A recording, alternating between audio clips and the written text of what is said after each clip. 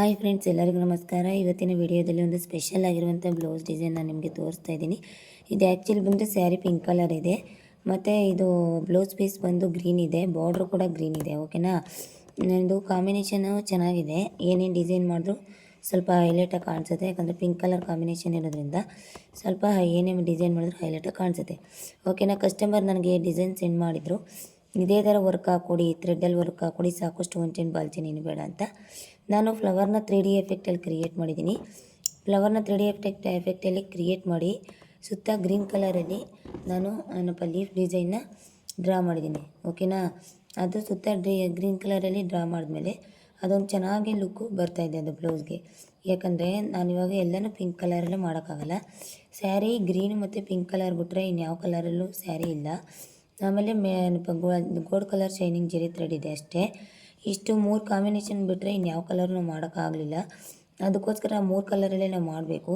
Customer ನಮಗೊಂದು image ಕಳಿಸಿದ್ರು, ಆ ಇಮೇಜಲ್ಲಿ ಗ್ರೀನು, ಪಿಂಕು ಮತ್ತು ಗೋಲ್ಡು ಆ ಥರ ಡಿಫ್ರೆಂಟ್ ಕಲರ್ಸ್ನ 3-4 ಕಲರ್ನ ಯೂಸ್ ಮಾಡಿದ್ರು.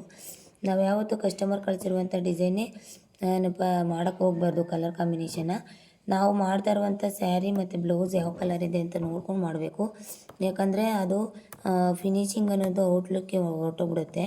ನಾವು ಏನಿದ್ರೂ ನಾವು ಕೂಡ ಕಸ್ಟಮರ್ ಕೊಟ್ಟಿರುವಂಥ ಸ್ಯಾರಿಗೆ ಸೂಟ್ ಆಗೋ ಥರ ಕಲರ್ನ ನಾವು ಸೆಟ್ ಮಾಡಿ ಅಡ್ಜಸ್ಟ್ ಮಾಡ್ಕೋಬೇಕು. ಓಕೆನಾ, ತುಂಬ ಜನಕ್ಕೆ ಕನ್ಫ್ಯೂಷನ್ ಇರುತ್ತೆ ಯಾವ ಕಲರ್ ಕಾಂಬಿನೇಷನ್ನ ಸೆಲೆಕ್ಟ್ ಮಾಡ್ಕೋಬೇಕು ಅಂತ. ಅದು ಸ್ಯಾರಿ ಕಲರು ಮತ್ತು ಬಾರ್ಡ್ರ್ ಕಲರು ಮತ್ತು ಬ್ಲೌಸ್ ಕಲರು, ಇಷ್ಟು 3 ಕಲರ್ನು ಮಿಕ್ಸ್ ಮಾಡಿ ಮಾಡ್ಕೋಬೇಕು. ಓಕೆನಾ, ತುಂಬ ಚೆನ್ನಾಗಿ ಬರುತ್ತೆ. ಓಕೆನಾ, ನೋಡಿ ಪಿಂಕ್ ಕಲರಲ್ಲಿ ಫಸ್ಟ್ ನಾನು ಫ್ಲವರ್ ಫಿಲ್ಲಿಂಗ್ ಅನ್ನೋದನ್ನ ಕೊಟ್ಟಿದ್ದೀನಿ. ಪಿಂಕ್ ಕಲರಲ್ಲಿ ಫ್ಲವರ್ ಫಿಲ್ಲಿಂಗ್ ಅಂತ ಚೆನ್ನಾಗಿ ಕೊಡ್ತಾಯಿದ್ದೀನಿ. ಅದೇನೆಂದರೆ ಫಿಲ್ಲಿಂಗ್ ಅನ್ನೋದನ್ನ ನೀಟಾಗಿ ಕೊಡಬೇಕು ಫ್ಲವರ್ಗೆ. ಅಂದರೆ ಅದ್ರ ಮೇಲೆ ಪ್ರೆಸ್ ಮಾಡಿ ಜಾಸ್ತಿ ಒತ್ತು ಮಾಡಿ ಕೊಟ್ಟರೆ ಫ್ಲವರ್ಗೆ ಅದು 3D ಎಫೆಕ್ಟ್ ಆಗುತ್ತೆ. ಲೈಟಾಗಿ ಡ್ರಾ ಮಾಡಿದ್ರೆ ಅದು ಮಾಮೂಲಿ ನಾರ್ಮಲ್ ಫ್ಲವರ್ ಆಗುತ್ತೆ. 3D ಎಫೆಕ್ಟು 5D ಎಫೆಕ್ಟ್ ಅಂದರೆ ಅದೇ. ಸ್ವಲ್ಪ ತಿಕ್ಕಾಗಿ ಹೈಲೈಟಾಗಿ ಕ್ರಿಯೇಟ್ ಮಾಡಿದ್ವಿ ಅಂದರೆ ಅದೇ 3D ಎಫೆಕ್ಟು ಮತ್ತು 5D ಎಫೆಕ್ಟು. ಆ 3D ಎಫೆಕ್ಟು ನಾರ್ಮಲ್ ಫ್ಲವರ್ಗೂ ಏನು ವ್ಯತ್ಯಾಸ ಅಂತಂದರೆ, ನಾರ್ಮಲ್ ಫ್ಲವರಲ್ಲಿ ನಾವು ಒಂದು ಸುತ್ತು ಮಾತ್ರ ಫಿಲ್ಲಿಂಗ್ ಕೊಟ್ಕೋತಾ ಹೋಗ್ತೀವಿ. 3D ಎಫೆಕ್ಟಲ್ಲಿ ಆ ಥರ ಅಲ್ಲ.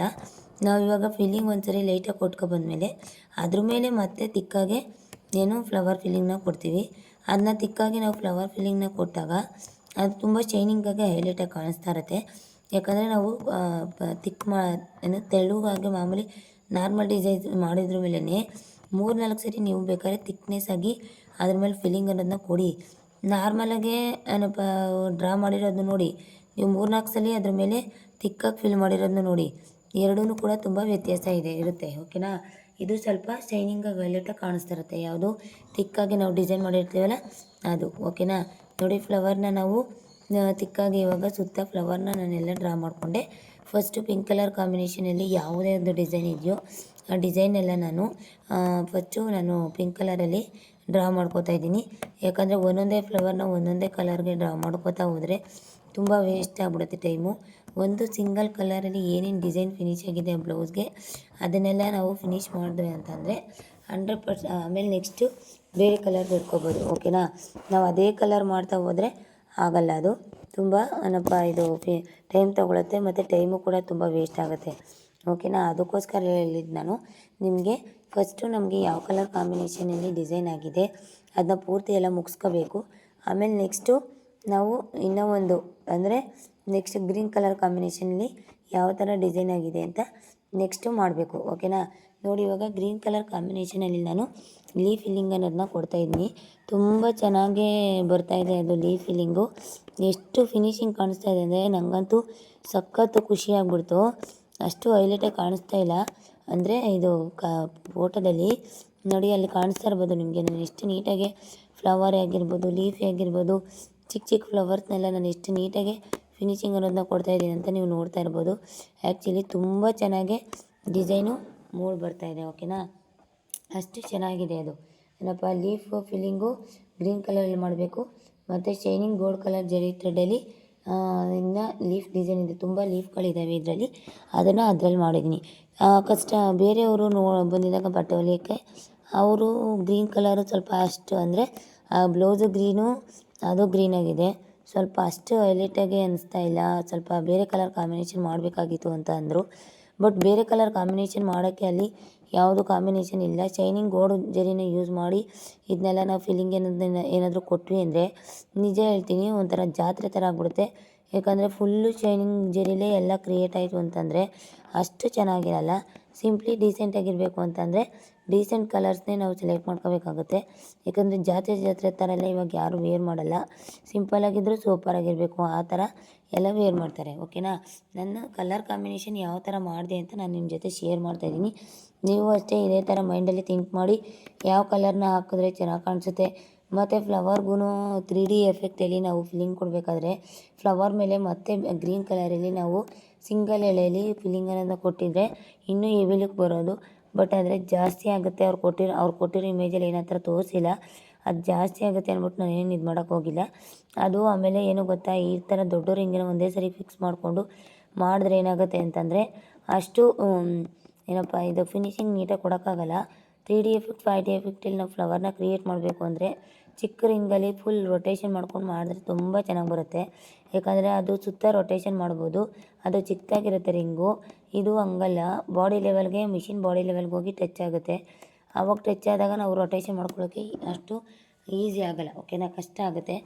ಅದಕ್ಕೋಸ್ಕರ ಓಕೆನಾ. ನೋಡಿ ಎಷ್ಟು ಚೆನ್ನಾಗಿ ನಾನು ಲೀಫ್ನ ಫಿಲ್ಲಿಂಗನ್ನು ಕೊಡ್ತಾಯಿದ್ದೀನಿ ಅಂತ. ಅಷ್ಟೇ ಚೆನ್ನಾಗಿ ನೀವು ಕೂಡ ಕೊಡಬೇಕು. ಇಷ್ಟು ಚೆನ್ನಾಗಿ ನಾವು ಡ್ರಾ ಮಾಡಿದರೆ ಅದರಲ್ಲಿ ನಿಜ ಹೇಳ್ತೀನಿ 100% ಫಿನಿಶಿಂಗ್ ಅನ್ನೋದು ಒಂದು ಔಟ್ಲುಕ್ ಅನ್ನೋದು ಬ್ಲೌಸ್ಗೆ ನೀಟಾಗಿ ಬರುತ್ತೆ. ಎಷ್ಟು ನೀಟಾಗಿ ನಾನು ಆ ಲೀಫು ಫ್ಲವರು ಅದೆಲ್ಲ ಫಿನಿಶಿಂಗ್ ಎಷ್ಟು ನೀಟಾಗಿ ಕೊಟ್ಟಿದ್ದೀನಿ ನೋಡಿ, ಅಷ್ಟೇ ನೀಟಾಗಿ ನೀವು ಕೊಡಬೇಕು. ಓಕೆನಾ. ನೀವು ಕೊಟ್ರಿ ಅಂದರೆ ನಿಜ ಚೆನ್ನಾಗೇ ಕಾಣಿಸುತ್ತೆ. ಲೀಫ್ ಅನ್ನೋದು ಶಾರ್ಪ್ನೆಸ್ಸು ಶಾರ್ಪ್ನೆಸ್ ಲೀಫ್ ಪಾಯಿಂಟು ನೀಟಾಗಿ ಬರಬೇಕು. ಹೇಗೇಗೋ ಮಾಡೋದಲ್ಲ ಹತ್ರವಾಗಂತೂ ಮಷಿನ್ ವರ್ಕ್ ಅಂತೂ ಮಾಡೋಕ್ಕೆ ಹೋಗಬೇಡಿ. ಹ್ಯಾಂಡ್ ವರ್ಕೇ ಆಗಲಿ ಮಷಿನ್ ವರ್ಕೇ ಆಗಲಿ ಯಾವುದೇ ಆಗಲಿ ಅರ್ಜೆಂಟಲ್ಲಿ ಮಾಡೋಕ್ಕೆ ಹೋಗಬೇಡಿ. ಯಾಕಂದರೆ ತುಂಬ ಪ್ರಾಬ್ಲಮ್ನ ಫೇಸ್ ಮಾಡಬೇಕಾಗುತ್ತೆ. ನೀವು ಅರ್ಜೆಂಟಲ್ಲಿ ಮಾಡೋಕ್ಕೆ ಹೋದಾಗ ನೀಟಾಗಿ ಫಿನಿಶಿಂಗ್ ಬರೋದಕ್ಕಿಂತ ಹಾಳಾಗೋದೇ ಜಾಸ್ತಿ ಇರುತ್ತೆ. ಯಾಕಂದರೆ ನನಗೆ ಅನುಭವ ಆಗಿದೆ. ನಾರ್ಮಲಾಗಿ ನಾವು ಆರಾಮ್ಸೆ ಮೈಂಡ್ನ ಸ್ಟ್ರೆಸ್ಸಲ್ಲಿ ಇಟ್ಕೋಬಾರ್ದು. ಏನಪ್ಪ ಒಂದು ಕಾನ್ಸಂಟ್ರೇಷನಿಂದ ಒಳ್ಳೆ ಮೂಡಲ್ಲಿ ಅದನ್ನು ನಾವು ಎಂಬ್ರಾಯ್ಡ್ರಿ ಮಾಡಬೇಕು. ಏನೇನೋ ತಲೆಯಲ್ಲಿ ಗಜಿಬಿಜಿ ಇಟ್ಕೊಂಡು ಮಾಡ್ತೀವಿ ಅಂತಂದರೆ ಅದು ಆಗದೇ ಇರೋ ಕೆಲಸ. ಫಿನಿಶಿಂಗ್ ಅನ್ನೋದು ಔಟ್ ಆಗ್ತಾ ಇರುತ್ತೆ ಪಾಯಿಂಟು. ಇದು ನನಗೆ ತುಂಬ ಎಕ್ಸ್ಪೀರಿಯೆನ್ಸ್ ಆಗಿದೆ. ಟೆನ್ಷನಲ್ಲಿ ಮಾಡೋಕ್ಕೆ ಹೋಗಬಾರ್ದು, ಆರಾಮ್ಸೆ ಮಾಡಬೇಕು. ಓಕೆನಾ. ನಾನು ಇದೇ ಡಿಸೈನ ತೆಳುವಾಗಿ ಕೊಟ್ಟಿದ್ರೆ ಚಿಕ್ಕದಾಗಿ ಮಾಡಿದರೆ ಅಷ್ಟು ಹೈಲೈಟಾಗಿ ಕಾಣಿಸ್ತಾ ಇರಲಿಲ್ಲ. ಯಾಕಂದರೆ ಫ್ಲವರು ತೆಳುವಾಗಿಬಿಟ್ಟಿರೋದು ಮತ್ತು ಚಿಕ್ಕದಾಗಿ ಬೇರೆ ಇರೋದು. ಇದಕ್ಕೆ ಸ್ಟೋನ್ ಚೈನ್ ಬಾಲ್ ಚೈನ್ ನಾವೇನು ಯೂಸ್ ಮಾಡದೇ ಇರೋದ್ರಿಂದ ಒಂದು ಲುಕ್ ಅನ್ನೋದು ಬರಬೇಕಂದ್ರೆ ನಾವು ಥ್ರೆಡ್ಡಲ್ಲಿ ಫಿನಿಶಿಂಗ್ ಅನ್ನೋದನ್ನ ನೀಟಾಗಿ ಕೊಡಬೇಕು. ಓಕೆನಾ. ಅಷ್ಟು ನೀಟಾಗಿ ಕೊಟ್ವಿ ಅಂದ್ರೇ ಅದು ಚೆನ್ನಾಗಿ ಬರುತ್ತೆ, ಇಲ್ಲಾಂದರೆ ಬರೋಲ್ಲ. ನೋಡಿ ಎಷ್ಟು ನೀಟಾಗಿ ಬರ್ತಾಯಿದೆ ಅಂತ ನೀವೇ ಬೇಕಾದ್ರೆ ನೋಡ್ಬಿಟ್ಟು ಹೇಳಿ ಡಿಸೈನ್ ಚೆನ್ನಾಗಿ ಬರ್ತಾ ಇಲ್ವಾ ಅಂತ. ಯಾಕಂದರೆ ನಾವು ಮಾಡ್ತಾ ಇರೋದನ್ನ ನಿಮಗೆ ವೀಡಿಯೋದಲ್ಲೇ ತೋರಿಸ್ತಾ ಇದ್ದೀವಿ, ನೋಡ್ಬಿಟ್ಟೇ ಹೇಳಿ. ಓಕೆನಾ. ಯಾಕಂದರೆ ಯಾವ ಥರ ಬಂದಿದೆ ಡಿಸೈನು ಏನು ಅಂತ ನೀವು ನಮಗೆ ಹೇಳಿದ್ರೆ ನಾವು ನೆಕ್ಸ್ಟ್ ಟೈಮ್ ಚೆನ್ನಾಗಿದೆ ಅಂದರೆ ಅದೇ ಥರ ಟೆಕ್ನಿಕ್ನ ಫಾಲೋ ಮಾಡ್ತೀವಿ. ಏನಾದರೂ ಮಿಸ್ಟೇಕ್ ಆಗಿದ್ರೆ ನಾವು ಟೆಕ್ನಿಕ್ನ ಚೇಂಜ್ ಮಾಡ್ಕೋತೀವಿ. ಯಾಕಂದರೆ ನಾವು ಎಷ್ಟೇ ಕಲ್ತಿದ್ರೂ ಕೂಡ ಇನ್ನೂ ಕಲಿಯೋದು ತುಂಬ ಇರುತ್ತೆ. ಅದಕ್ಕೋಸ್ಕರ ಹೇಳ್ತಾಯಿದ್ದೀನಿ. ಓಕೆನಾ. ತುಂಬ ಜನ ಸ್ಟೂಡೆಂಟ್ಸು ದಯವಿಟ್ಟು ಪ್ರಾಕ್ಟೀಸ್ ಮಾಡಿ. ನಾವು ಗ್ರೂಪ್ನ ಕ್ರಿಯೇಟ್ ಮಾಡಿದ್ದೀವಿ, SLVM embroidery class, SLVM tailoring class ಅಂತ. ನೀವು ಏನಾದರೂ ಪ್ರಾಕ್ಟೀಸ್ ಮಾಡಿ ಫೋಟೋಸ್ ಕಳಿಸ್ಬೋದು. ಏನಾದರೂ ಮಿಸ್ಟೇಕ್ ಇದ್ದರೆ ನಾವು ಅದಕ್ಕೆ ತಿಳಿಸ್ತೀವಿ. ಎಂಬ್ರಾಯ್ಡ್ರಿ ಕಲಿಯೋಕ್ಕೆ ಇಂಟ್ರೆಸ್ಟ್ ಕೊಡಿ. ಈಗಿಂದನೇ ನಾನು ಫ್ರೀ ಕ್ಲಾಸಸ್ನ ಶುರು ಮಾಡಿದ್ದೀನಿ. ಆ ಫ್ರೀ ಕ್ಲಾಸಸ್ನ ನೀವು ನೋಡಿ ಪೂರ್ತಿಯಾಗಿ ನೋಡಿಬಿಟ್ಟು ಎಂಬ್ರಾಯ್ಡ್ರಿನ ಪ್ರಾಕ್ಟೀಸ್ ಮಾಡಿ. ಓಕೆನಾ. ಆವಾಗ ನಿಮಗೆ 100% ಬಂದೇ ಬರುತ್ತೆ. ಸ್ಟಾರ್ಟಿಂಗಲ್ಲಿ ಯಾರಿಗೂ ಬರೋಲ್ಲ, ಹೋಗ್ತಾ ಬರುತ್ತೆ. ಓಕೆನಾ. ಸ್ಟಾರ್ಟಿಂಗ್ ಸ್ವಲ್ಪ ಕಷ್ಟನೇ ಆಗುತ್ತೆ ಬಿಸ್ನೆಸ್ನ ನಾವು ಇಂಪ್ರೂವ್ ಮಾಡ್ಕೋಬೇಕು ಅಂದರೆ. ಯಾಕಂದರೆ ನಾವು ಮಾಡುವಂಥ ಡಿಸೈನ್ಸ್ ಎಲ್ಲ ಅಲ್ಲಿ ಸುತ್ತಮುತ್ತ ಇರೋರಿಗೆ ಇಷ್ಟ ಆಗಬೇಕು. ಮತ್ತು ನಾವು ಹೊಲಿಯುವಂಥ ಬ್ಲೌಸಸ್ ಆಗಿರ್ಬೋದು ಫಿಟ್ಟಿಂಗ್ ಎಲ್ಲ ಚೆನ್ನಾಗಿ ಬರಬೇಕು. ಬಂದಿಲ್ಲ ಅಂತಂದರೆ ಅಲ್ಲಿ ಕಸ್ಟಮರ್ಗೆ ಅಪ್ಸೆಟ್ ಆಗಿ ಕಸ್ಟಮರ್ನ ಬರದೇ ಇರೋ ಥರ ಆಗ್ಬಿಡುತ್ತೆ. ಅದಕ್ಕೋಸ್ಕರ ಹೇಳ್ತಿರೋದು, ಕಸ್ಟಮರ್ ಬೇಕು ಅಂದರೆ ಸ್ವಲ್ಪ ನಾವೇ ಅವ್ರಿಗೆ ಅಡ್ಜಸ್ಟ್ ಆಗಬೇಕಾಗುತ್ತೆ. ಇಲ್ಲಾಂದರೆ ರ್ಯಾಶಾಗಿ ಬಿಹೇವ್ ಮಾಡಿದ್ರೆ ನೆಕ್ಸ್ಟ್ ಟೈಮ್ ಅವರು ಕಸ್ಟಮರ್ ಬರೋಲ್ಲ. ಯಾಕಂದರೆ ಈಗ ಒಂದಕ್ಕೊಂದು ಪೈಪೋಟಿ ಜಾಸ್ತಿ ಆಗಿರೋದ್ರಿಂದ ಕಸ್ಟಮರ್ಗೆ ನಾವು ಎಷ್ಟು ನಯನಾಜೂಕಾಗಿ ಮಾತಾಡ್ತೀವೋ ಅಷ್ಟೇ ಒಳ್ಳೆಯದು. ನೋಡಿ ಎಷ್ಟು ನೀಟಾಗಿ ಡಿಸೈನು ನಾನು ನಿಧಾನವಾಗಿ ಯೋಚನೆ ಮಾಡಿ ಯಾವ ರೀತಿಯಾಗಿ ಮಾಡಿದ್ರೆ ಚೆನ್ನಾಗಿರುತ್ತೆ ಅಂತ ಮಾಡ್ತಾಯಿದ್ದೀನಿ. ತುಂಬ ಚೆನ್ನಾಗಿ ಬಂದಿದೆ ಇದು ಡಿಸೈನು. ಆ್ಯಕ್ಚುಲಿ ನಂಗೆ ಸಖತ್ ಇಷ್ಟ ಆಯಿತು. ನೋಡಿ ನೀವು ಇದೇ ರೀತಿ ಪ್ರಾಕ್ಟೀಸ್ ಮಾಡಿ. 3D ಫ್ಲವರು 5D ಫ್ಲವರ್ನ ಯಾವ ಥರ ಕ್ರಿಯೇಟ್ ಮಾಡೋದು ಅಂತ ತೋರಿಸ್ಕೊಡಿ ಅಂತ ತುಂಬ ಕೇಳಿದ್ದಾರೆ ಕಮೆಂಟ್ಸ್ ಬಾಕ್ಸಲ್ಲಿ. ನೆಕ್ಸ್ಟ್ ವೀಡಿಯೋದಲ್ಲಿ ತೋರಿಸ್ಕೊಡ್ತೀನಿ. ಓಕೆನಾ. ನಂಗೆ ಫ್ರೀ ಇದ್ದರೆ ಎಲ್ಲನೂ ತೋರಿಸ್ಕೊಡ್ತೀನಿ. ಬಟ್ ಆದರೆ ಏನು ಮಾಡೋದು, ತುಂಬ ಕೆಲಸ ಇರೋದ್ರಿಂದ ನನಗೆ ಫ್ರೀ ಆಗ್ತಾಯಿಲ್ಲ ಅಷ್ಟೇ ಶೂಟಿಂಗ್ ಮಾಡೋಕ್ಕೆ. ಶೂಟಿಂಗ್ ಮಾಡಿ ಡೀಟೇಲಾಗಿ ಫ್ಲವರ್ನ ನಾವು ಯಾವ ಥರ ಮಾಡೋದು ಅಂತ ತಿಳಿಸ್ಕೊಡ್ತೀನಿ, ಓಕೆನಾ. ನೋಡಿ ನಾನು ಯಾವ ರೀತಿಯಾಗಿ ಫ್ಲವರ್ ಫಿಲ್ಲಿಂಗ್ ಅನ್ನೋದನ್ನ ಕೊಡ್ತಾಯಿದ್ದೀನಿ ಅಂತ. ಇದೇ ರೀತಿಯಾಗಿ ನೀವು ಅಷ್ಟೇ ಫ್ಲವರ್ ಫಿಲ್ಲಿಂಗ್ ಅನ್ನೋದನ್ನ ಕೊಡಿ. ಲೀಫ್ ಅಷ್ಟೇ ಆ ಶಾರ್ಪ್ನೆಸ್ ಎಲ್ಲೂ ಹೋಗಬಾರ್ದು, ಶಾರ್ಪ್ನೆಸ್ ಅನ್ನೋದು ನೀಟಾಗಿ ಬರಬೇಕು. ಅಕಸ್ಮಾತಾಗಿ ಏನಾರ ನೀವು ಡೈರೆಕ್ಟ್ ಬ್ಲೌಸ್ ಪೀಸ್ ಮೇಲೆ ಅಪ್ಲೈ ಮಾಡೋಕ್ಕಾಗಲ್ಲ, ಭಯ ಆಗ್ತಾಯಿದೆ ಅನ್ನೋರು, ಯಾಕಂದರೆ ಫಿನಿಶಿಂಗ್ ಹೆಂಗೆ ಬರುತ್ತೋ ಏನು ಅಂತ, ಒಂದು ವೇಸ್ಟ್ ಪೀಸ್ ಮೇಲೆ ಅಲ್ಲಿ ಒಂದೇ ಒಂದು ಫ್ಲವರ್ಗೆ ಮಾಡಿದ್ದೀನಲ್ಲ ಸುತ್ತ ಲೀಫು ಮತ್ತು ಫ್ಲವರು ಅದನ್ನು ನೀವು ಮಾಡಿ, ಓಕೆನಾ. ಅದನ್ನು ಮಾಡಿಬಿಟ್ಟು ಪ್ರಾಕ್ಟೀಸ್ ತೊಗೊಳ್ಳಿ. ಅದರಲ್ಲೇನು ಮಿಸ್ಟೇಕ್ ಆಗಿದೆಯೋ ಅದನ್ನ ನೆಕ್ಸ್ಟ್ ಬ್ಲೌಸ್ ಮೇಲೆ ಅಪ್ಲೈ ಮಾಡಬೇಕಾದ್ರೆ ಚೇಂಜಸ್ ಮಾಡ್ಕೊಳ್ಳಿ, ಓಕೆನಾ. ಚೇಂಜಸ್ ಮಾಡ್ಕೊಂಡಿಲ್ಲ ಅಂತಂದರೆ ಕಷ್ಟ ಆಗುತ್ತೆ. ನಾವು ಒಂದು ಸರಿ ಟ್ರೈ ಮಾಡಿಲ್ಲ ಇವಾಗ ಬೇಸಿಕ್ ಅವರು ಅಂದ್ರೂ ಕಷ್ಟ ಆಗುತ್ತೆ. ಅದಕ್ಕೆ ಬೇಸಿಕ್ ಅವ್ರು ಏನು ಮಾಡಬೇಕಂದ್ರೆ ಕೆಲವೊಂದು ಡಿಸೈನ್ಸ್ನೆಲ್ಲ ಡ್ರಾ ಮಾಡ್ಕೊಂಡು ದಿನ ಪ್ರಾಕ್ಟೀಸ್ ಮಾಡ್ತಾ ಇರಬೇಕು. ಪ್ರಾಕ್ಟೀಸ್ ಮಾಡ್ತಾಯಿದ್ರೆ ಆಟೋಮೆಟಿಕ್ಕಾಗಿ ಬಂದೇ ಬರುತ್ತೆ. ಮಿಷಿನ್ ಅನ್ನೋದು ಕಂಟ್ರೋಲ್ಗೂ ಸಿಗುತ್ತೆ. ಇಲ್ಲಾಂದರೆ ಪ್ರಾಕ್ಟೀಸ್ ಮಾಡಿಲ್ಲ ಅಂತಂದರೆ ಯಾವ ಕಾರಣಕ್ಕೂ ನಿಮಗೆ ಡಿಸೈನ್ ಅನ್ನೋದು ಚೆನ್ನಾಗಿ ಬರೋಲ್ಲ, ಓಕೆನಾ. ಪ್ರಾಕ್ಟೀಸ್ ಮೇಕ್ಸ್ ಮ್ಯಾನ್ ಪರ್ಫೆಕ್ಟ್ ಅಂತಾರೆ.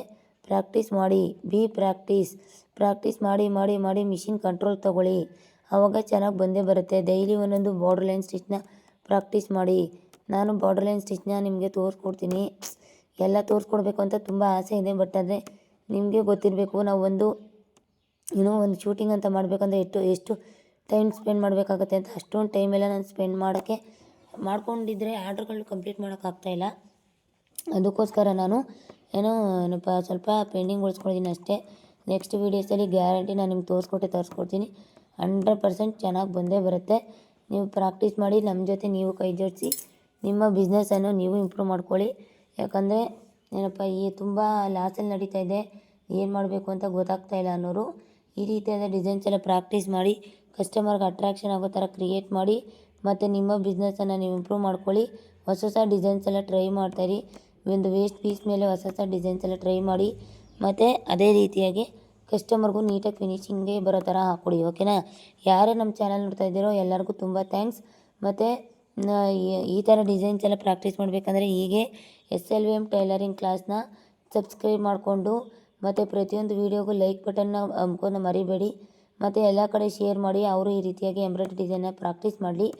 ಆವಾಗ ಅವರು ಒಂದು ಜೀವನ ಅನ್ನೋದನ್ನ ಸೃಷ್ಟಿ ಮಾಡ್ಕೋತಾರೆ, ಒಂದು ಎರ್ನಿಂಗ್ಸ್ ಅನ್ನೋದನ್ನ ಮಾಡ್ತಾರೆ. ನಾವು ಒಬ್ಬರೇ ಕಲಿಬೇಕು ಅನ್ನೋದು ಸ್ವಾರ್ಥ ಬುದ್ಧಿನ ಬಿಡಿ, ಓಕೆನಾ. ನಾವೇನು ಹೇಳ್ಕೊಡ್ತಾ ಇದೀವಿ ಅದನ್ನ ಪ್ರಾಕ್ಟೀಸ್ ಮಾಡಿ. ಎಷ್ಟು ನೀಟಾಗಿ ನಾನು ಮಾಡ್ತಾಯಿದ್ದೀನಿ. ಎಕ್ಸ್ಟ್ರಾ ಥ್ರೆಡ್ಡೆಲ್ಲ ನೀಟಾಗಿ ಕಟ್ ಮಾಡಬೇಕು. ಮತ್ತು ಬ್ಲೌಸೆಲ್ಲ ನೋಡಿ ಈ ಥರ ಸ್ಮಾಲ್ ಬುಟ್ಟ ಡಿಸೈನ್ಸ್ ರಿಂಗ್ ಶೇಪಲ್ಲಿ ಕೊಟ್ಟಿದ್ದೀನಿ. ಫೈನಲ್ ಫಿನಿಶಿಂಗ್ ಔಟ್ಲುಕ್ ಈ ಥರ ಬಂದಿದೆ, ತುಂಬ ಚೆನ್ನಾಗಿದೆ. ರಿಂಗ್ ಮೇಲೆ ಯಾವ ಥರ ಬಂದಿದೆ ಅಂತ ತೋರಿಸ್ತೀನಿ. Thank you so much all of you. Bye. Like, share and subscribe ಮಾಡೋದು ಮರಿಬೇಡಿ.